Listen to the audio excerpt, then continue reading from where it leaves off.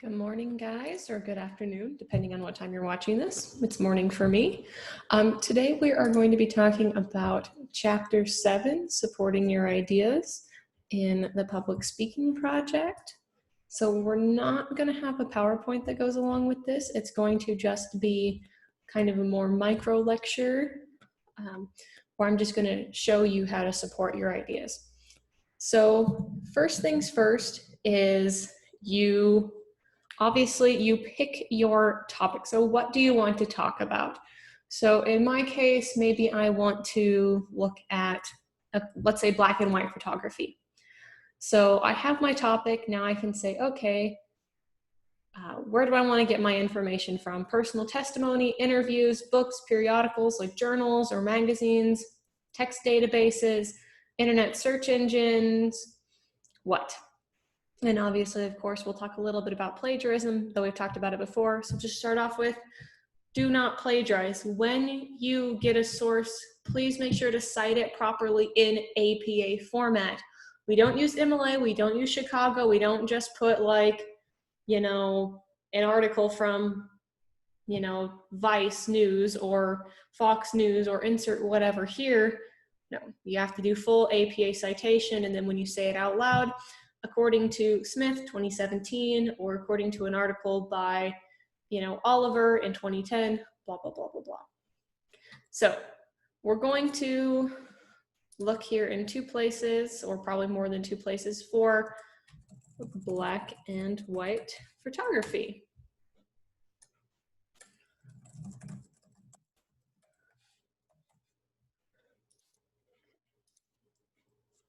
So say, what do I want to know about black and white photography?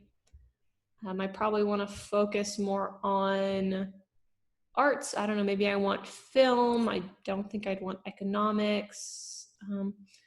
But let's say, we'll probably just do visual arts. Do I want magazine article, journal article, book review, whatever? Let's say magazine article, and I want full text online.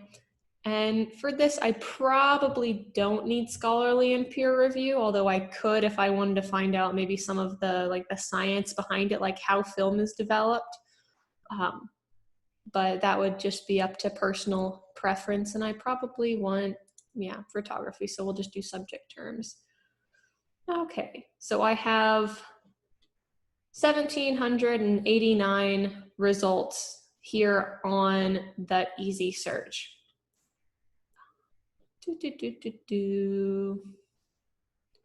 Those are exhibition notes. Available light and night photography. Okay, hold on, I gotta log in. Oof. Oh. If I can spell my name right.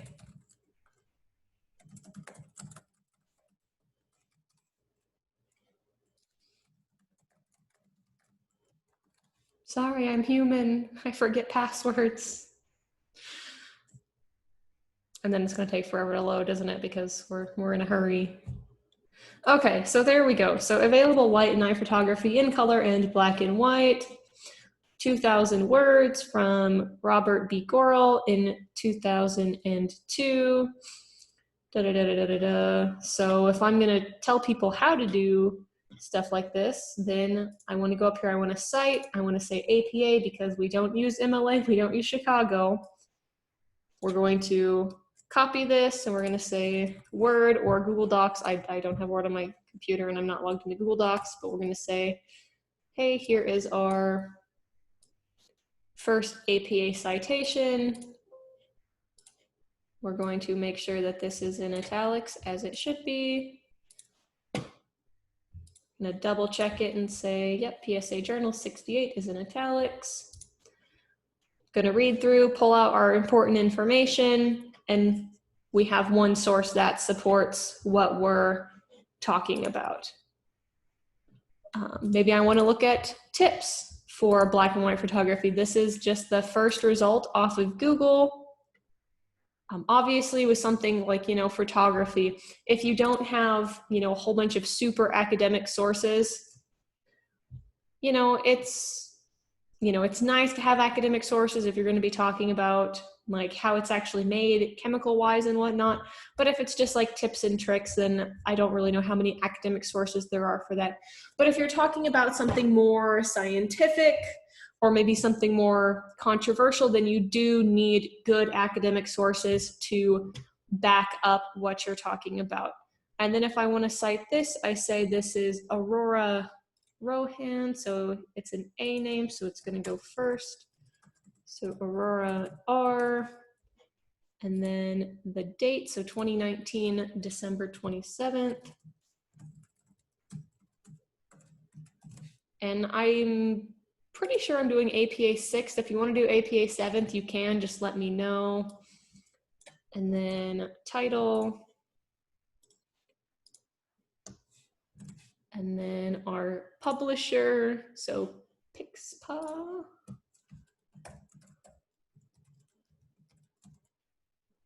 And then retrieved from,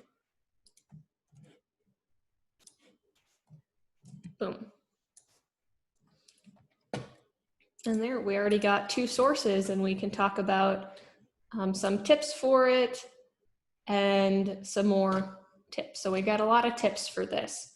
However, if I did want an academic source, I would probably click off magazine article, and then I'm going to click on scholarly and peer review, and see this is going to narrow my content type down a lot more.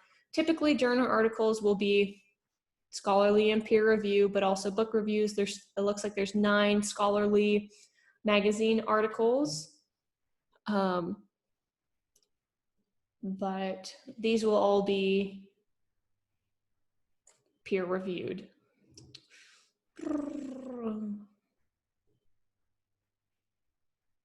So you could pick any of these. Obviously, different search terms will pull up a lot more scholarly and peer review. So, or if we take off visual arts,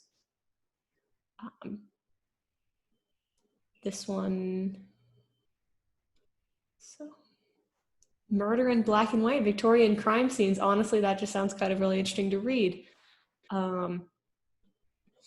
But if we just say full text inline scholarly and peer review, we can see that we have about 1,300 results for black and white photography and scholarly. But if we look up something like, what's sciencey? Astronomy and scholarly and peer review, we'll take off the photography. We have 100,000 of them. I guess if I do. Yeah, so if we take off the photography subject term, then we have 14,000, but still with like astronomy, we have, 8 times that many because it is more scientific. It's more of a hard science, so it's easier to get that scholarly and peer review on it. But of course, obviously you have, that is not how you spell sociology.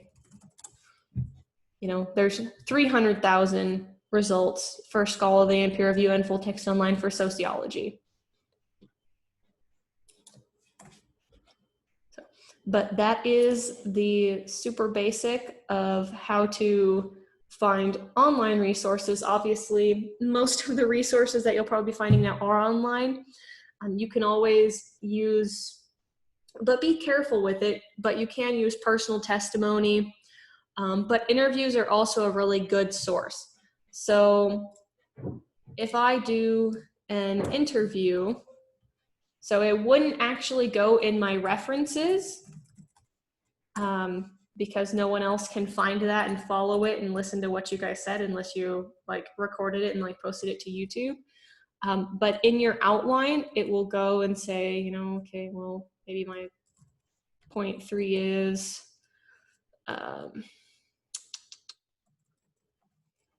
astrophotography. I cannot spell today. Astrophotography and you.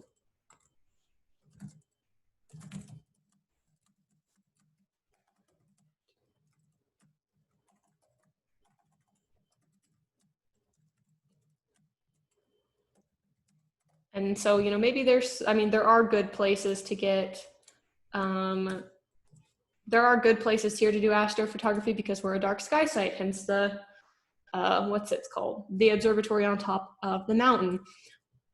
But if I did a personal interview, I'd say, you know, maybe David Morris, personal communication, you know, if we talked face to face, if he sent me an email and we exchanged that, could be electronic communication. And then I'd put the date. So today is June 30th, 2020.